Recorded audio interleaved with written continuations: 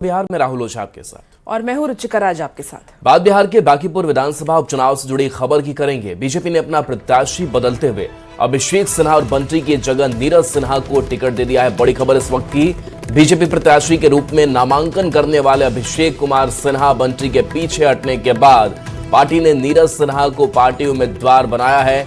नीरज 2006 में बीजेपी में शामिल हुए थे। नरेंद्र भारती मंडल बूथ के अध्यक्ष रहे, बीजेवाईएम के जिला उपाध्यक्ष भी रहे। इसके साथ ही नीरज सिन्हा 2 बार मंडल अध्यक्ष भी रह चुके हैं। नीरज कुमार सिन्हा बीजेपी के सामान्य कार्यकर्ता हैं। नीरज के चाचा नरेंद्र भारती जनसंघ काल के कार्यकर्ता थे, जिनका निधन 1984 में हो गया था। अभी तक नीरज कुमार सिन्हा की शादी नहीं हुई है और इन्होंने ग्रेजुएशन तक की शिक्षा ग्रहण की है। अभी तो अचानक मैं तो अपने बूथ पर पर्ची बांट रहा था, अचानक फ़ोन आया कि आपका नाम चल रहा है। तो लेकिन हम उतना नहीं, लेकिन यहाँ से फ़ोन आया तो हम बुलाहट हुआ तो मैं आया। तो मैं ऐसा देख रहा हूँ कि मुझे एक बूथ लेवल का कार्यकर्ता को भारतीय जनता पार्टी इस जगह पर पहुँचाई है। मैं तो कल्पना भी नहीं कर रहा था कि मैं यहाँ तक अभी पहुँच पाऊँगा, जो मेरा उम्र है अभी। लेकिन मैंने अपनी कार्य क्षमता से मैं बूथ अध्यक्ष का काम करता था, वहाँ पर उस पर्ची बांट रहा था। मुझे जानकारी मिली तो अभी मैं यहाँ पे पहुँचा हूँ। शीर्ष नेतृत्व का मेरा बहुत बहुत आभार है। उन्होंने मुझे इस लायक समझा कि एक छोटा सा आम कार्यकर्ता को इस जगह पर चुनाव दिया है, टिकट दिया है। इसके लिए मैं शीर्ष नेतृत्व का बहुत बहुत आभार करता हूँ। हमारे प्रदेश अध्यक्ष जी का इसके लिए बहुत आभार है मन से। मुझे बहुत खुशी हो रही है। इसके लिए मैं शीर्ष नेतृत्व और प्रदेश अध्यक्ष जी और राष्ट्रीय अध्यक्ष हमारे नितिन नवीन जी का बहुत बहुत आभार है। और अमित शाह जी और नरेंद्र मोदी जी जैसे इतने अच्छे नेता, जो एक बूथ अध्यक्ष से लेकर के जमीनी कार्यकर्ता को यहाँ एमएलए तक के टिकट देने के लिए यहाँ से होते हैं, और लोगों की तरह नहीं, एक बूथ लेवल के लोगों को इस जगह तक पहुंचा दिया है। इसके लिए उन सभी लोगों का शीर्ष नेतृत्व का आभार है। मैं चाहता हूं कि सभी जीत तो बहुत ज़बरदस्त होने जा रही है, और सभी कार्यकर्ताओं के साथ मिलकर और हमारे आम जनता हम लोग के बांकीपुर नमन को बहुत बहुत आशीर्वाद देने जा रही है। इसके लिए मैं राष्ट्रीय अध्यक्ष जी, जो उनके कार्य को देख करते हुए आज ये लोग यहाँ पे देंगे। और इससे पहले बांकीपुर सीट से बीजेपी उम्मीदवार बनाए गए अभिषेक कुमार सिन्हा बंटी ने अपनी उम्मीदवारी वापस ले ली है। बीजेपी प्रदेश अध्यक्ष संजय सरावगी को लिखे पत्र में अभिषेक सिन्हा ने इसके लिए पारिवारिक कारणों का हवाला दिया था और बीजेपी के एक सामान्य कार्यकर्ता की तरह पार्टी की सेवा करते रहने की बात कही। माननीय प्रदेश अध्यक्ष संजय सरावगी जी को पत्र दिया हूं, जो आपके सामने पढ़ रहा हूं। सेवा में माननीय प्रदेश अध्यक्ष महोदय, भारतीय जनता पार्टी बिहार प्रदेश महोदय, सादर प्रणाम है। मुझे भारतीय जनता पार्टी ने बांकीपुर विधानसभा में उपचुनाव में एनडीए का प्रत्याशी बनाया था। उसके लिए केंद्रीय नेतृत्व, प्रदेश नेतृत्व का मैं आभार व्यक्त करता हूं। विनम्रता के साथ आपको आग्रह करना चाहता हूं कि मैं पारिवारिक कारण से विधानसभा उपचुनाव लड़ने में असमर्थ हूं। मैं कार्यकर्ता के नाते निष्ठापूर्वक सेवा देते रहूंगा। वहीं अभिषेक सिन्हा के नामांकन वापस लेने और बीजेपी के नए उम्मीदवार नीरज सिन्हा की घोषणा के साथ ही बिहार में सियासत गर्मा गई। विपक्ष बीजेपी पर हमलावर नजर आ रहा है। जनता पार्टी के राष्ट्रीय नेतृत्व ने जो पॉकेट से राष्ट्रीय अध्यक्ष बनाने का काम किया था, तो राष्ट्रीय अध्यक्ष ने भी पॉकेट से अपने चुनाव क्षेत्र में उम्मीदवार देने का काम किया। ये जो भारतीय जनता पार्टी पॉकेट की राजनीति कर रही है, उसके कारण अपने ही मकर जाल में फंस गई और अंततः अभिषेक कुमार बंटी को उम्मीदवारी वापस लेना पड़ा। नामांकन के ठीक एक दिन बाद बांकीपुर से भाजपा उम्मीदवार ने नाम वापसी की घोषणा कर दी और बहाना कितना बचकाना है, पारिवारिक कारणों से चुनाव नहीं लड़ूंगा। अरे पूरा परिवार बल्लियों उछल रहा था। एक मामूली साधारण कार्यकर्ता को टिकट मिलने की इतनी खुशियां थी कि पूरा परिवार ढोल नगाड़े पीट रहा था। कम से कम बहाने की स्क्रिप्ट तो अच्छी लिखवाते भाई।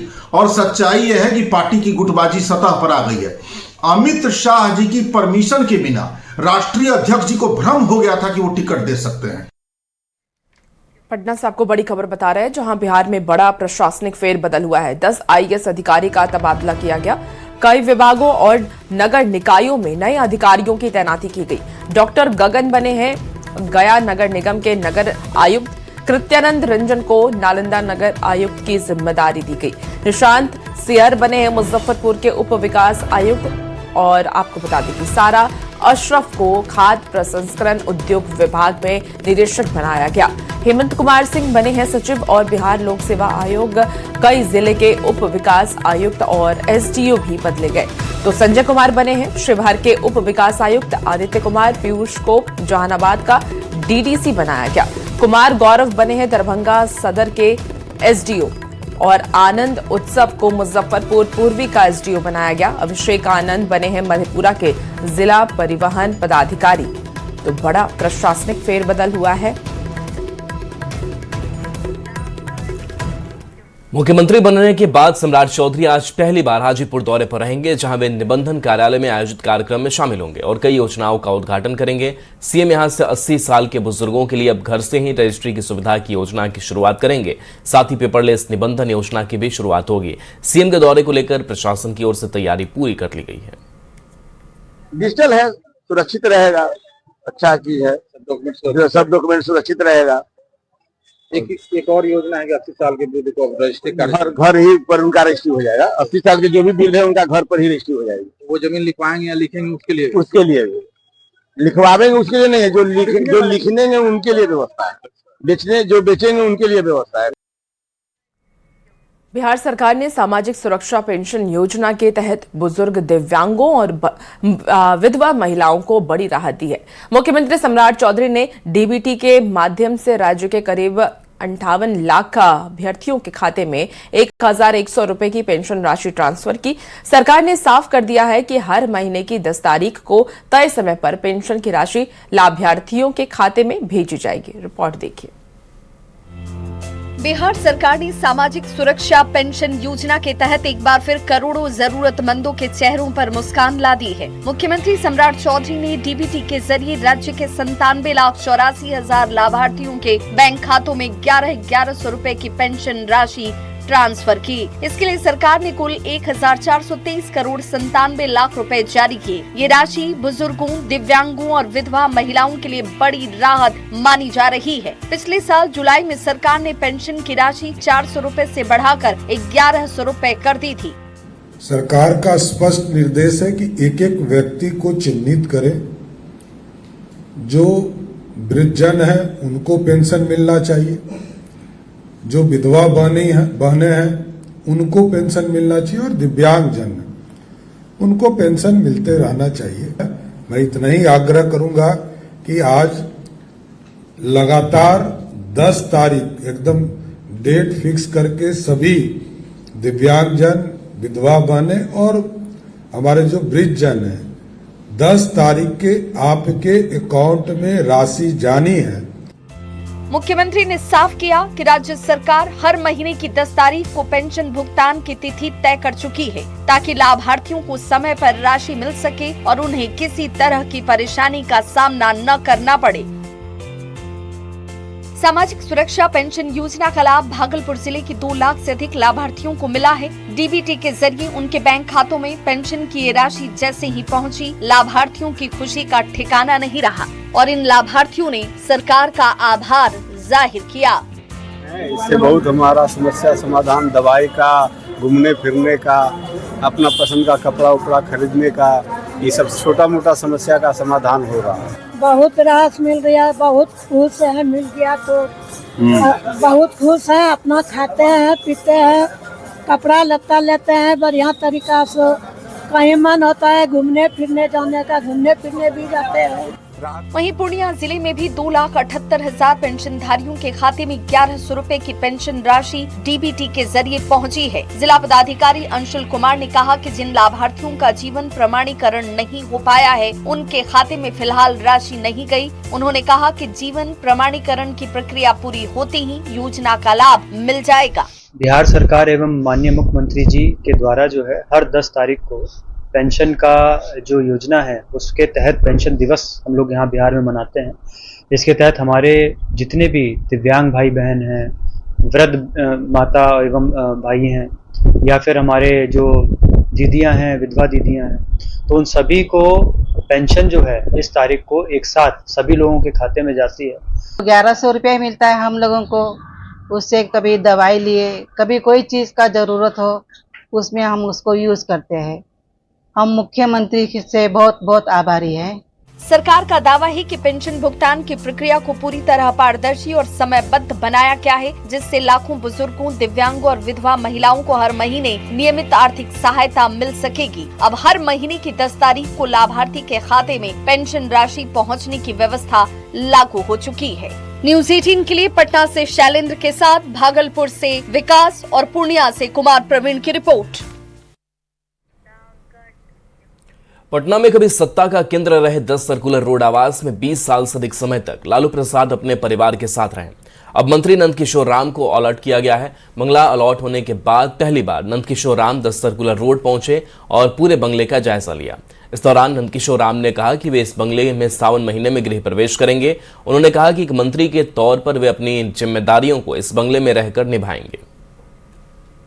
10 सर्कुलर रोड की हम तस्वीर दिखा रहे हैं। इस आवास में कभी लालू प्रसाद यादव और राबड़ी देवी रहा करते थे, और आज जब यह बंगला मंत्री नंदकिशोर राम को अलॉट हुआ है, उसके बाद वो यहाँ पर पहली बार इस बंगले को देखने के लिए पहुंचे हैं। और इस बंगले को देख रहे हैं मंत्री जी, काफी बड़ा बंगला है और ये आपको अलॉट हुआ है, काफी बड़ा बंगला है ये। देखिए, बंगला छोटा हो या बड़ा हो, जिनको आवंटित होता है उन्हें रहना होता है। और मैं भारतीय जनता पार्टी ने मुझे सिंबल दिया, विधायक बनाया और मंत्री परिषद में शामिल किया है, तो आवास देने का फैसला सरकार का फैसला है। आवास देने का फैसला सरकार का फैसला है। सरकार ने जहां आवास दिया, आज देखने आए हैं, सावन में रहने आएंगे और यहीं से हमारे विभाग का संचालन होगा। इस आवास को मंदिर के रूप में मंदिर बना हुआ, ऑलरेडी मंदिर बना हुआ है। तो जहाँ पहले से ही मंदिर बना हो, निश्चित तौर पर जो लोग इसमें रह रहे थे वे लोग पूजा पाठ करने वाले लोग थे, वे लोग भी सनातनी लोग थे। तेजस्वी यादव का बचपन भी इस बंगले में कहीं न कहीं एक तरीके से कहा जा सकता है बीता है। आज वो नेता प्रतिपक्ष हैं। आप देखिए, आप नेता प्रतिपक्ष हैं और उन लोगों ने, उनके परिवार ने लंबे समय तक बिहार की सेवा किया है। निश्चित तौर पर उनका हक था, वे लोग यहाँ थे।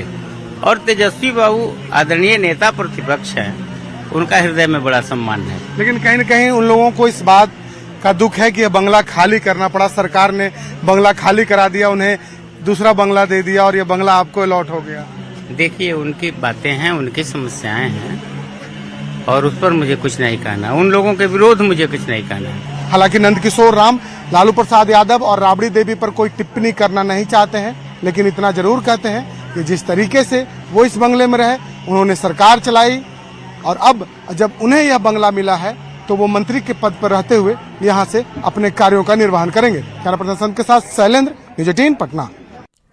पटना से आपको इस वक्त एक बड़ी खबर बताते हैं, जहां गर्दनीबाग पुलिस कॉलोनी में चोरी की गई है। रिटायर्ड डीएसपी के घर को चोरों ने निशाना बनाया। सोने चांदी के गहने के साथ नकदी लेकर के चोर फरार हो गए, तो घर बंद होने का फायदा उठा करके चोरों ने चोरी की घटना को अंजाम दिया। पुलिस आसपास लगे सीसीटीवी कैमरों के आधार पर अब जांच कर रही है। पटना से आपको इस वक्त की ये बड़ी खबर बता रहे हैं। तो गर्दनीबाग पुलिस कॉलोनी में चोरी हुई है। रिटायर्ड डीएसपी के घर में चोरी हुई है। चोरों ने डीएसपी के घर को निशाना बनाया। सोने चांदी के गहने चोर चोरी करके ले गए, इसके साथ ही नकदी भी चोरों ने चोरी कर ली।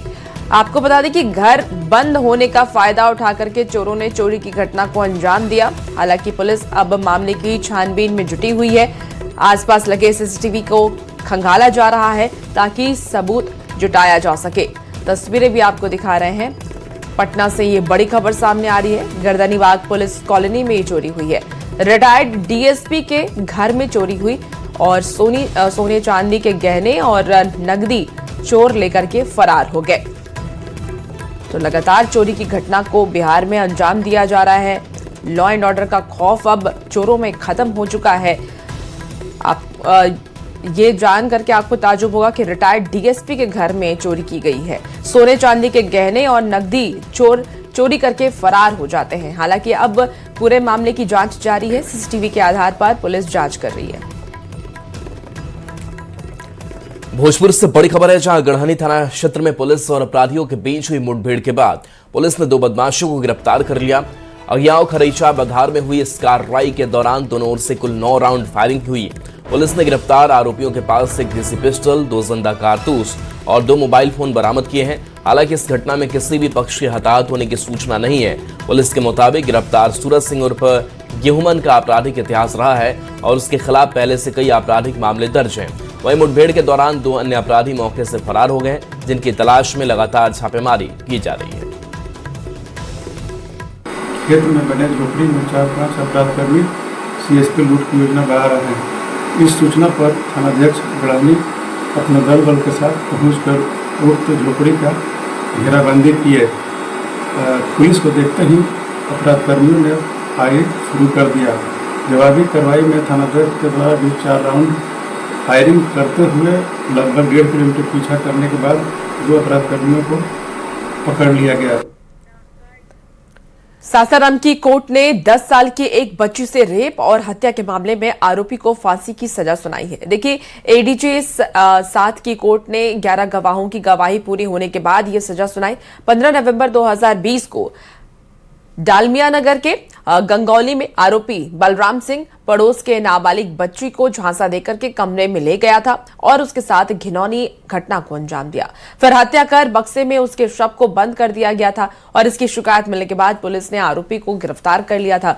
हालांकि आपको बता दें कि कोर्ट ने अपने फैसले में मृत बच्ची की मां को 1,10,000 रुपए जुर्माना देने का आदेश दिया। पॉक्सो एक्ट के तहत कार्रवाई करते हुए कोर्ट ने यह सजा सुनाई है।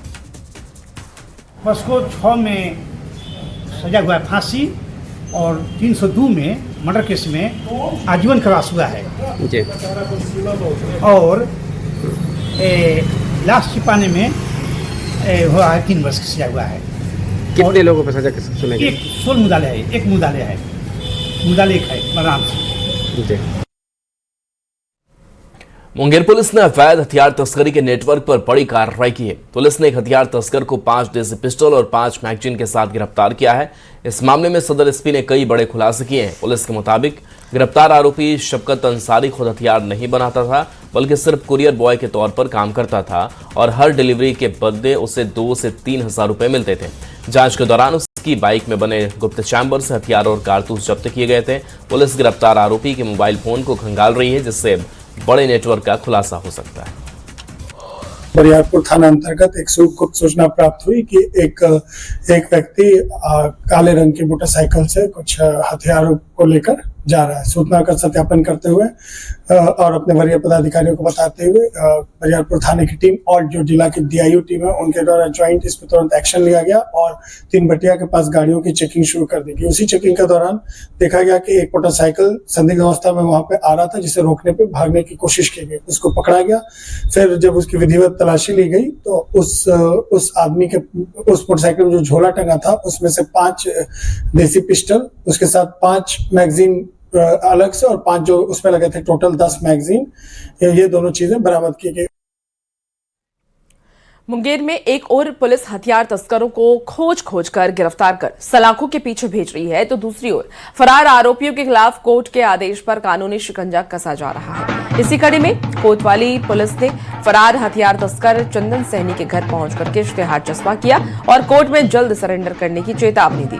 पुलिस ने साफ ये किया है कि समय सीमा के भीतर सरेंडर नहीं करने पर आरोपी के खिलाफ कुर्की जब्ती की कार्रवाई भी की जाएगी। पुलिस का ये कहना है कि जिले में अवैध हथियार तस्करी के नेटवर्क को पूरी तरह से ध्वस्त करने के लिए लगातार अभियान चलाया जा रहा है और किसी भी अपराधी को बख्शा नहीं जाएगा। ये कोतवाली थाना कांड संख्या 6526 के अभियुक्त चंदन कुमार साहनी, पिता स्वर्गीय रामचंद्र साहनी, पता लाल दरवाजा गीता बाबू रोड, थाना कोतवाली जिला मुंगेर का है। माननीय न्यायालय के द्वारा इनके विरुद्ध आर्म्स एक्ट के तहत इश्तेहार निर्गत किया गया है। उसी का तामीला करने के लिए हम लोग आए हैं। गाजे बाजे के साथ पूरे गांव को इसका जानकारी देते हुए कि किसी तरह का सूचना मिलता है। खबर गया से है, जहां मुफस्सिल थाना क्षेत्र में पुलिस ने 8 लाख रुपए की ज्वेलरी चोरी के मामले का महज 24 घंटे के भीतर खुलासा किया है। इस मामले में पुलिस ने शिकायतकर्ता महिला के ममेरे भाई समेत 3 नाबालिगों को पकड़ा है। साथ ही उनकी निशानदेही पर चोरी के गहने खरीदने वाले 3 ज्वेलरी कारोबारियों को भी गिरफ्तार किया गया है। इसके अलावा नाबालिगों के पास से 2 देसी कट्टे भी बरामद किए गए हैं। पकड़े गए नाबालिगों को बाल सुधार गृह और तीनों कारोबारियों को जेल भेजा गया है। तो इस तरह से इस कार्रवाई में 3 विधि विरुद्ध बालक को निरुद्ध किया गया। 3 लोगों को मेजर हैं, उनको गिरफ्तार किया गया और 2 देसी कट्टा बरामद किया गया और एक सोना गलाया हुआ एक टुकड़ा बरामद किया गया। चलिए खबर अब आपको खगड़िया से बताते हैं, जहां चलती ट्रेन में मोबाइल चोरी की कोशिश करने वाला एक शातिर चोर यात्रियों के हत्थे चढ़ गया। चोर ट्रेन में खिड़की के पास बैठे यात्रियों से चलती ट्रेन में मोबाइल छीनने का प्रयास किया, लेकिन ट्रेन के यात्री ने मोबाइल चोर का हाथ पकड़ लिया और फिर लगभग 7 किलोमीटर तक चलती ट्रेन में उसे खिड़की से लटका रखा। अब ये वीडियो सोशल मीडिया पर तेजी से वायरल हो रहा है। वीडियो मानसी स्टेशन से लेकर के खगड़िया स्टेशन तक का बताया जा रहा है। वायरल वीडियो में आप देख सकते हैं कि किस तरह ट्रेन में बैठे यात्री मोबाइल चोर का हाथ पकड़े हुए हैं और मोबाइल चोर ट्रेन की खिड़की से लटका हुआ है। ट्रेन जब मानसी से खगड़िया पहुंच गई, ट्रेन के रुकने के बाद मोबाइल चोर को पुलिस के हवाले कर दिया गया। हमारा हाथ क्यों पकड़ा ये लोग? अभी सर लोग पकड़ा है, हम आदमी देख रहे थे। अच्छा नहीं, मोबाइल नहीं खींच रहे थे। अच्छा मोबाइल नहीं खींच रहा था, फिर भी ये पकड़ा है। अच्छा बताइए, आप लोग क्यों हाथ पकड़े हैं सर? मोबाइल चोरी कर रहा था। मोबाइल चोरी कर रहा था। अच्छा तुमने कितने दिन से ये काम कर रहे हो? कितने दिन से छोटू काम कर रहे हो? मोबाइल चोरी नहीं कर रहे थे। छोटू मोबाइल नहीं कर रहे थे चोरी। छोटू इधर ध्यान दो, इधर देखो। अरे तुम कितने दिन से ये काम कर रहे हो? नहीं करते हैं ये सब। फिर रात में बाहर से ट्रेन के बाहर से तुमने अंदर हाथ क्यों घुसाया, जो तुम्हारा हाथ पकड़ाया? नहीं, अंदर देखने के लिए आँख होता है या हाथ होता है? न्यूज़ 18 पर खबरें आपके लिए लगातार जारी है।